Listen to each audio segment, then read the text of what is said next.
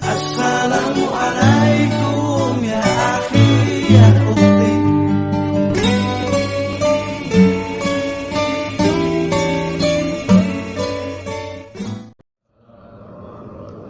Bismillah, alhamdulillah, salatu wassalamu ala rasulillah wa alihi wa ashabihi wa man tabi'ahu ila ma'ad. Yang kami muliakan, yang kami hormati para sesepuh, ketua dunia muslimah yang berhadir, seluruh hidayah beserta anggota yang kami muliakan, yang kami hormati.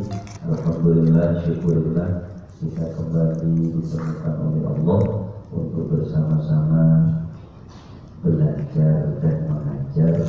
Mudah-mudahan kita masuk dalam hadis Rasulullah, nanti orang yang belajar dan orang yang mengajar di dalam kuburnya akan selalu diterangi oleh Allah. Amin.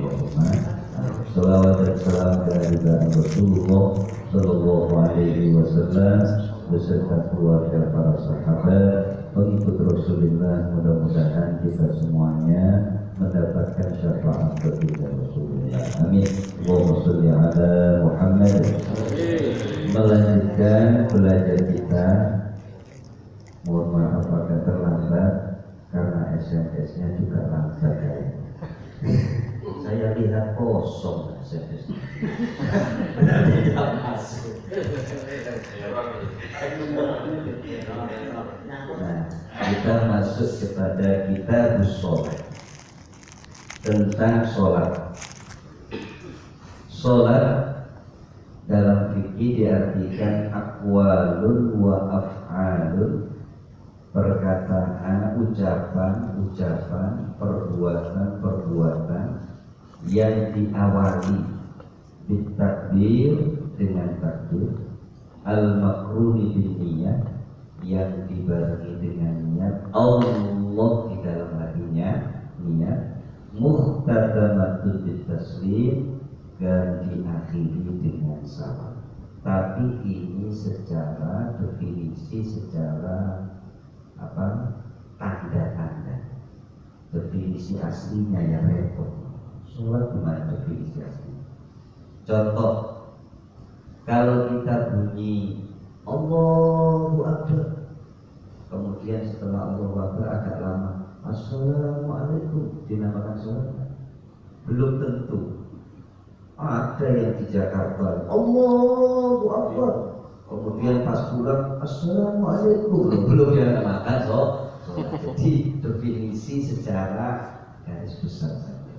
Bisyara'id mahsusah, dengan syarat-syarat tertentu. Wa aqwal fa aqwaluhal wajibah, ucapan yang wajib itu ada 5. 1 takbir, Allahu Akbar, dan yang wajib hanya takbiratul ihram. Jadi umpamanya, makanya barang yang benar itu belum tentu pas. Barang yang benar belum tentu pas. Orang benar dianggap gender ya. Contoh jadi imam, ngambil yang wajib dong. Allahu Akbar. Setelah itu baca Fatihah. Setelah Fatihah tahu-tahu rukuk dan apa takbir. Tahu-tahu gini lagi tidak ada sami Allah. Tahu-tahu gini. Sah sholatnya, tapi rodok itu kan bingung makmum itu. Jadi hal benar itu belum tentu pas. Makanya di Islam itu juga ada benar, ada bijaksana, ada benar, ada akhlakul karimah. Kita ingatkan orang itu benar kalau memang orangnya salah. Benar itu, tapi belum tentu pas. Kadang yang diingatkan pada waktu posisi lagi error, dinasehati sih nasehati memilih. Karena enggak pas. Waliyat takbir, baca takbiratul ihram. Yang kedua Fatihah, yang ketiga tasyahud, at-tahiyyatu lillah dan seterusnya. Yang selanjutnya sholawat ala Nabi, membaca sholawat. Selanjutnya lagi salam yang pertama. Salam yang pertama. Makanya ada yang kadang-kadang Ustaz Anyaran itu rotok gaya. Assalamualaikum warahmatullahi. Yang kedua gak ono. Ya sah itu. Sah. Ini makmum.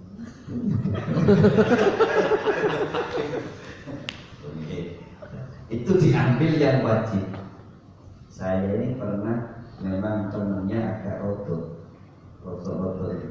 Jadi pada waktu itu sholat maghrib saya awal di masjid. Sama beliau diajak ke namanya Sukroh. Di sana itu ada tempat Sukroh, di situ yang punya kita punya yang kumpulan Thariqah Naqsabandiyah. Itu pusatnya di Sukroh. Nah, yang banyak diadopsi di Indonesia melalui jalur Syekh Amin Al-Qurdi yang di Mesir. Qurdi di Irak, tapi kemudian beliau pindah ke Mesir.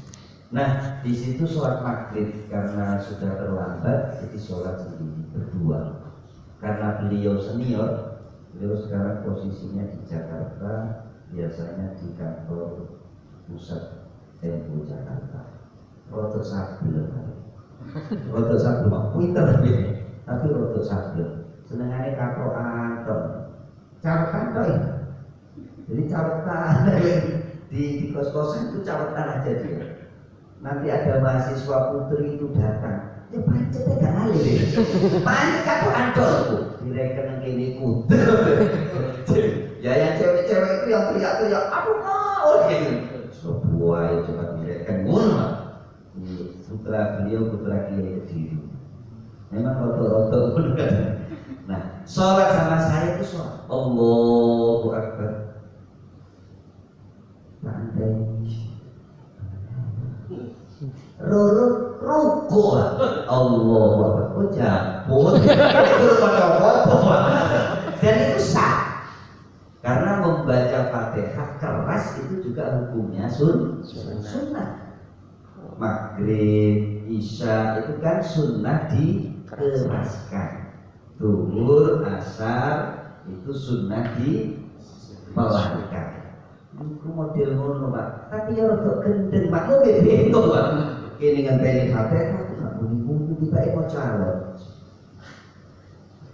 Allahu Akbar. Ini guru maca apa? Oke, itu barang bener itu belum tentu pas. Selanjutnya wa'af'aluhal wajibah samanya.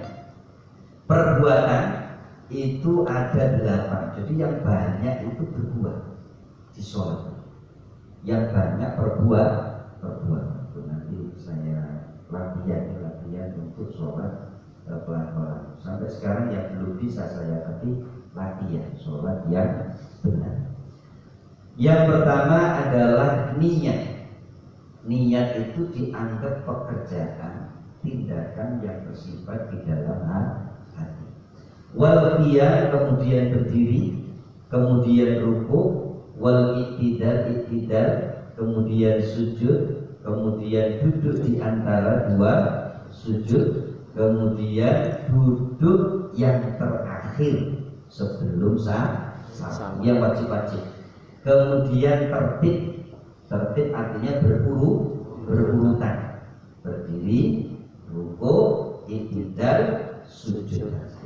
Wa ya khamsun kulla yawmin wa lailah, dan diwajibkan 5 setiap 24 jam, diwajibkannya pada waktu Isra Mi'raj, yaitu furidat fi lailatul Isra qabla al-hijrah, sebelum hijrah. Nabi sebelum hijrah.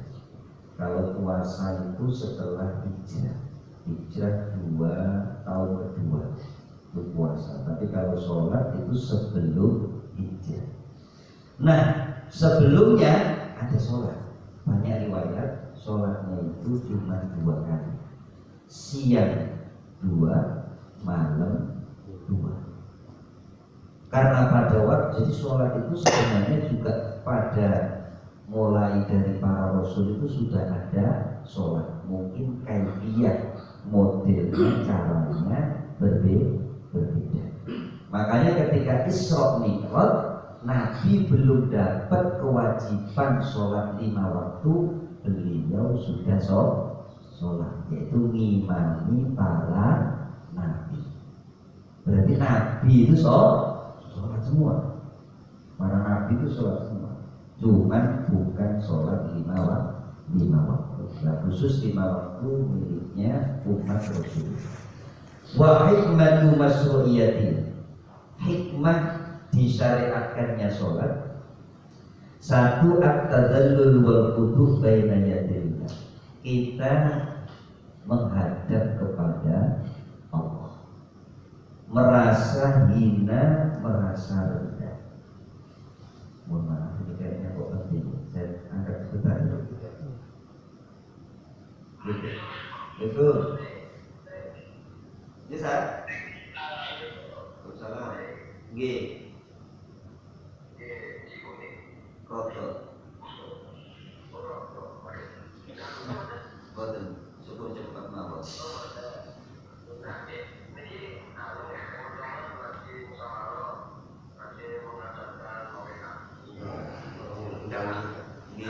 Ini udah gitu ya siap.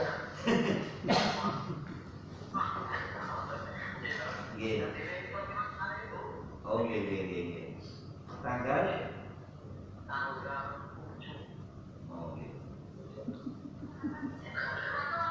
SMS mau gini tadi.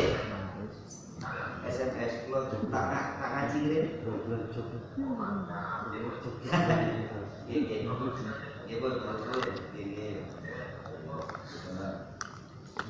Nah, menghadap kepada Allah. Wa munajat dan munajat. Munajat itu kalau di Indonesia kan itu bisik-bisikan. Kalau bahasa Indonesia, bahasa Jawa itu bisik-bisik. Jadi orang bermunajat kepada Allah itu seperti orang jagungan.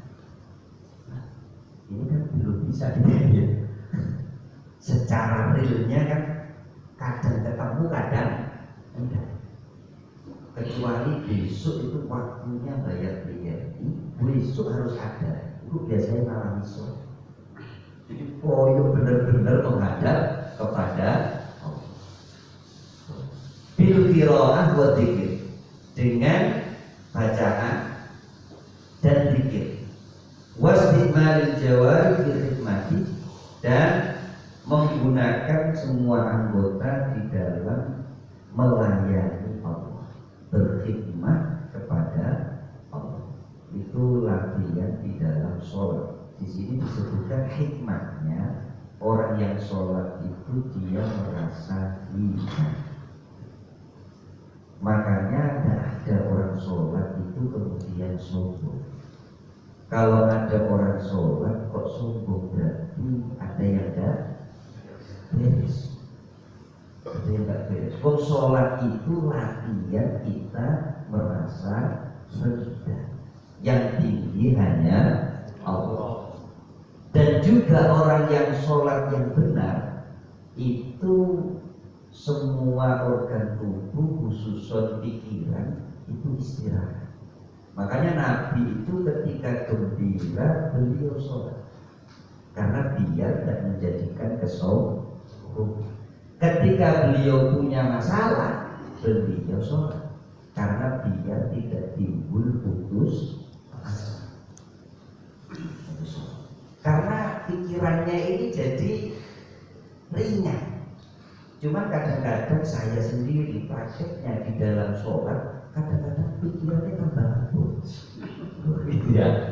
Padahal pada waktu sholat itu kita disuruh ngedonkan pikirannya, disuruh istirahat. Makanya orang sholat itu sehat.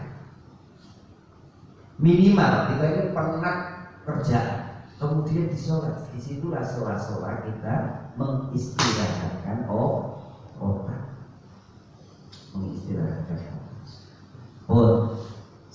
pengaruhnya ya tadi Allahu Akbar. Maka Allahu Akbar itu tidak boleh diganti dengan yang lain. Wala dzikrullahi akbar. Nomor 2, inna sholata tanha 'anil fahsya'i wal munkar. Wala dzikrullah. Jadi zikir ke Allahnya itu yang besar. Tapi kadang-kadang pada waktu sholat itu yang ingat bukan ke Allahnya tapi ke masalahnya. Nah, ini berarti kata masuk. Jadi buat dari sholat itu masuk. Makanya itu yang mati ya. Rasulullah itu ketika berat sholat itu jadi ringan. Kita ini kalau sesuatu dapat masalah, kita kemudian menghadap kepada Allah, itu akan jadi ringan. Kenapa ringan? Karena Allah sajalah yang besar. Berarti masalah kita jadi kecil. Tapi kan prakteknya susah.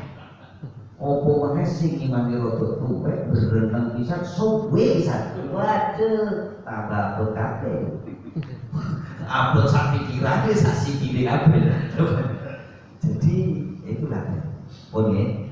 Jadi kena fungsi daripada sholat itu salah satunya luar biasa dalam segi kesehatan. Satu, pikiran. Yang kedua memang kesehatan badan. Karena sesuai dengan praktek-praktek di dalam sholat. Wa aqimus sholat. Tadi nasihatnya, hikmah dari sholat itu merasa kita itu rendah, merasa kita hina di hadapan Allah. Wa aqimus sholat. Dalilnya banyaknya wa aqimus sholat. Dirikanlah sholat. Ada lagi ya ayyuhalladzina amanu sta'inu bis-sabri was-shalah. Ada lagi wasta'inu bis-sabri was-shalah. Terusannya ada yang wa innaha lakabirah. Betul. Sesungguhnya sholat itu besar, berat. Sholat yang betul-betul sholat itu berat, makanya susah. Bisa beri kemudian ini pengertian tentang sholat kita mendalami dulu dari sini. Sholat itu kalau dilihat dari Qurannya, wa aqimis sholata lidzikri. Dirikanlah sholat karena mengingatku. Berarti di dalam sholat itu yang diingat apa?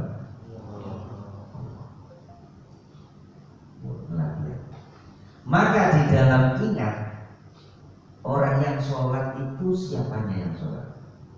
Kalau saya, berarti apanya ini?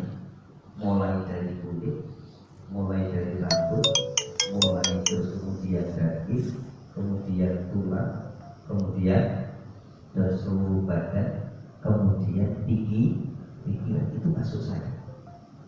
Karena pikirannya kadang-kadang tidak begitu diperhatikan, tapi yang diperhatikan malah bacaan.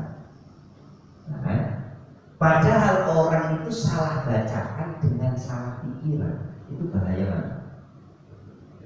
Bahaya pikiran. Catu ini orang kena luka, kena luka. Bahaya enggak? Bahaya.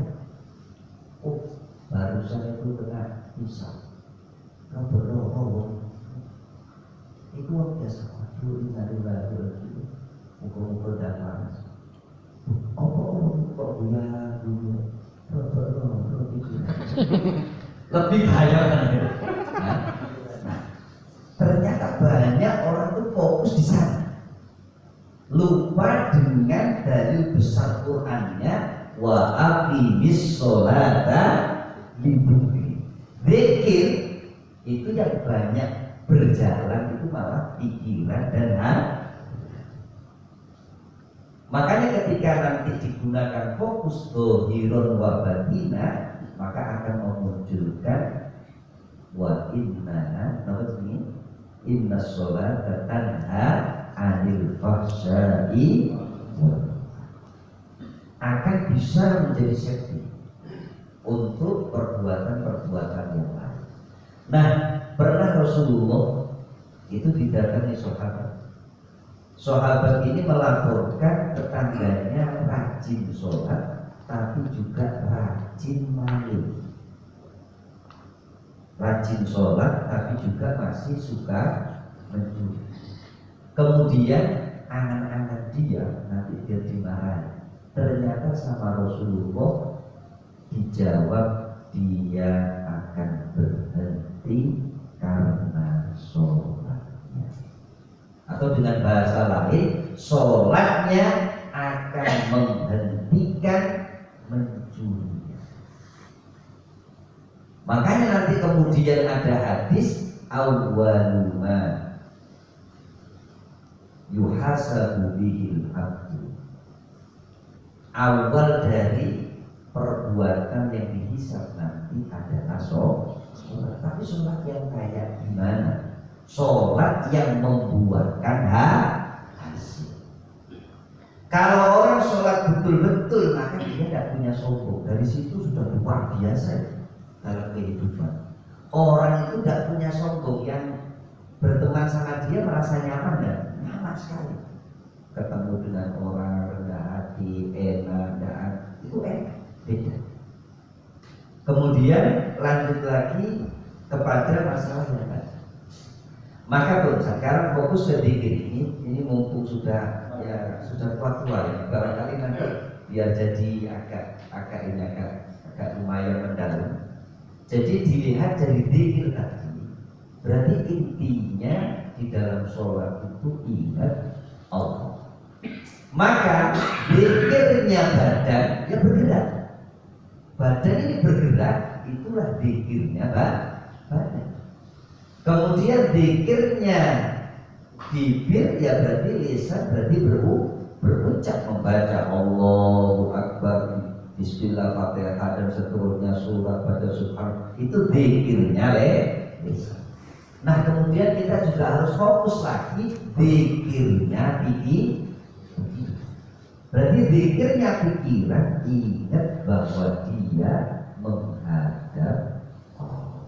Saya ini punya masalah, kemudian saya menghadap Allah.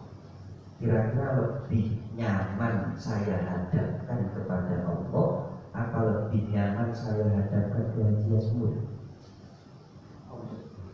Wajib saya punya utang 100 juta, aduh bodoh aja.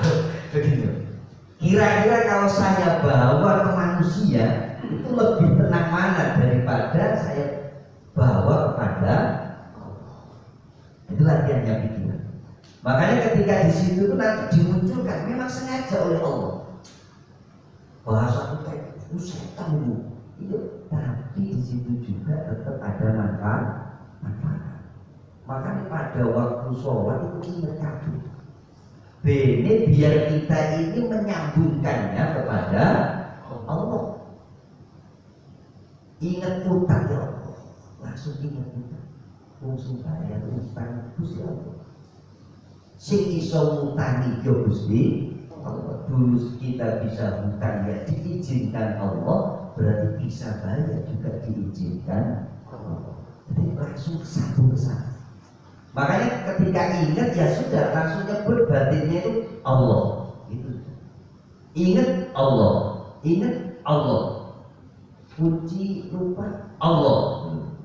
Kalau yang menjaga Allah kan enak. Tapi kalau yang menjaga tukang parkir, saya dislom dia itu kuncinya itu. Jadi di situ latihannya, pikiran juga berzikir kepada Allah, kemudian hati. Nah ini masuk ke hati yang lumayan agak tinggi. Kalau kepikiran saja sudah banyak jatuh ya, saya sendiri banyak jatuh. Allahu Akbar, enak-enak mau Fatihah. Oh masih ditelepon lagu di dangdutan. Tapi ya untuk beda tuh sih mau coba. Ini kalau terus meralu pisan ya. Kita ini kan dikasih oleh Allah naluri seni.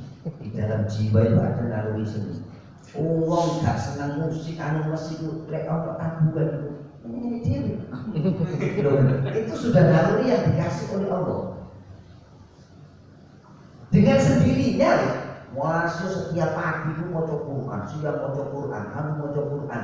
Boleh ono entah sholawatan, entah apa yang ada seninya. Itu memang. Makanya kemudian diarahkan seni yang berjuang corona. Itu nyetel Roma Irama berjuang. Nah, dari situ itu latihan pikiran. Bagaimana pikiran berdiri. Kalau badan sudah jelas nih, tangannya berzikir ya bergerak sesuai yang diajarkan Nabi. Kemudian bibirnya sudah latihan, kita baca Fatihah, baca ini sudah bisa belajar. Nah mungkin lebih fokus lagi ya saya kira ini. Yang lebih fokus lagi coba kita mulai belajar menata pikiran. Nanti kalau itu sudah mulai bisa, baru bisa praktek al-insan.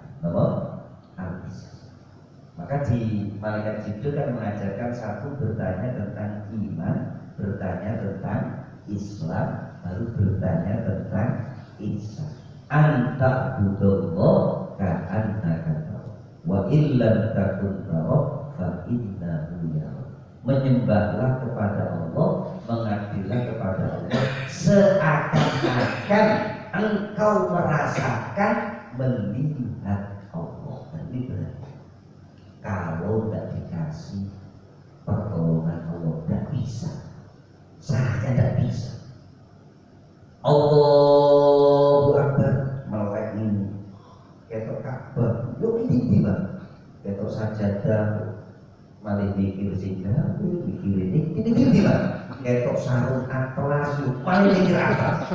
Dimerenno ya Allah, saya menghadap kepadamu. Lek pikirannya lagi nebak, itu sing metu gambar nebak. Latihan itu berat, susah. Dimeremno, yuk kadang keliru tabah. Kon melek ini, yuk keliru. Ono melek sing ngarepe untuk kau sih sakmini, sih sakmini. Itu sing sarungan yang ngrasani. Sholat berapa sakmini? Nanti sing pakaian segini langsung sambungan dua jadi kemana-mana. Jadi soal beratnya di sana melatih pikiran dan juga melatih rasa. Bagaimana kita merasa bertemu, merasa. Dan itu berat. Makanya latihannya kalau ulama mengatakan gini, coba kita latihan yang kedua saja. Kalau kita merasakan seakan-akan melihat Allah, nanti kadang meremisi kete gedruwo. Allahu Akbar. Gusti Allah bukan itu. Nanti kita meremi sing ketok sinar, bersinar corak. Gusti Allah dikira sinar. Allah bukan sinar. Keliru. Maka mengarah kepada yang kedua, yaitu fa'illam takun taraf wa innahu yarahu. Jika engkau tidak mampu untuk merasakan melihat Allah, maka rasakan engkau selalu dilihat oleh Allah. Dan Allah itu melihatnya mesti zahirun wa batin. Ini menjadi pengingat buat yang aliran kebatinan yo salah. Sing penting batin sing mikir Gusti Allah. Rokokan ini aku wis sholat, ngono Gusti sing ngatur. Dohiron wabah. Dohirnya juga diajarkan oleh Nabi. Nah, ada yang fokusnya di dohirnya saja. Bener ini, sak ini. Tadi kira-kira sampai wangel pun. Asli. Ada yang gini. Jadi masalah itu sebenarnya kan ikhtilaf ya. Masalahnya berbeda-beda, jadi ya semua boleh. Nah, di situ ada yang fokus dohirnya saja. Sehingga sangat ngupil banget. Ya saya ini cocok. Soalnya jaraknya sampai ke sana. Oh, ada yang ngenani, ini yo, keuang. Ya, kenaan ilmu. Jadi sehingga dilihat dari situ gohirun wabah yang sering kita rasakan terjadi di masyarakat itu kita fokus hanya di gohirun. Walaupun itu bagus, tapi sebenarnya juga harus mengarah kepada batin. Masalah batin inilah yang nanti akan merubah daripada manusia itu sendiri. Saya kira itu untuk mukadimah tentang sholat, bahwa sholat itu adalah zikir, bahwa sholat itu adalah hubungan kepada Allah. Kemudian saya tambahin mungkin satu ayat Al-Quran, yaitu wa innaha lakabira illa alal khosyin. Sholat itu berat sekali kecuali bagi orang yang khusyuk. Nah, syarat khusyuk itu sebenarnya fokus kepada batin. Fokus kepada batin itu bahasa khusyuk. Kalau bahasa dohir itu disebut dengan sakan. Sakana itu artinya diam, antar. Tapi kalau khusyuk itu adalah bahasa batin. Cuma kemudian diartikan oleh ulama menunjukkan bahwa ketika dohirnya banyak bergerak, berarti menunjukkan batinnya juga bergerak. Sehingga dohirun batin. Saya lanjutkan lagi. Alladzina yadunnu, ternyata orang khusyuk itu bisa alladzina yadunnuna annahum mulaqu rabbihim, yaitu orang yang yakin bahwa dirinya itu ketemu Allah. Ada orang khusyuk. Yadunnuna annahum mulaqu rabbihim wa annahum ilaihi raji'un, dan dia yakin akan kembali kepada Allah. Makanya saya tidak bisa khusyuk. Soalnya kalau orang khusyuk itu Allahu Akbar, karena dia menghadap kepada Allah dan dia kembalinya kepada Allah. Ketika pada waktu Allahu Akbar itu dicabut nyawanya, dia ikhlas. Saya pada waktu sholat kok ingat mati, itu karena ikhlas. Rumput baca umum, anak cicil-cicil, lo berarti kan belum masuk. Wa annahum ilaihi raji'un. Dia yakin bahwa dia kembali kepada Allah. Jadi pada waktu sholat itu memang betul-betul siap betul kalau dia mau kembali kepada Allah. Mungkin ya umur yang 70 mungkin bisa praktek. yang kayak saya yang seperti dia. Wa annahu ilaihi raji'un. Ya paling buanter itu saya menghadap kepadamu ya Allah, tapi yo menghadap tenangan yo ben-benae. Kira itu motivasinya di dalam sholat. Mudah-mudahan sholat kita menjadi lebih bagus. Al-Fatihah. Alhamdulillahirabbil alamin arrahmanir rahim maliki yaumiddin iyyaka na'budu wa iyyaka nasta'in ihdinas siratal mustaqim siratal ladzina an'amta 'alaihim ghairil maghdubi 'alaihim waladdallin. Mudah-mudahan al-maqbul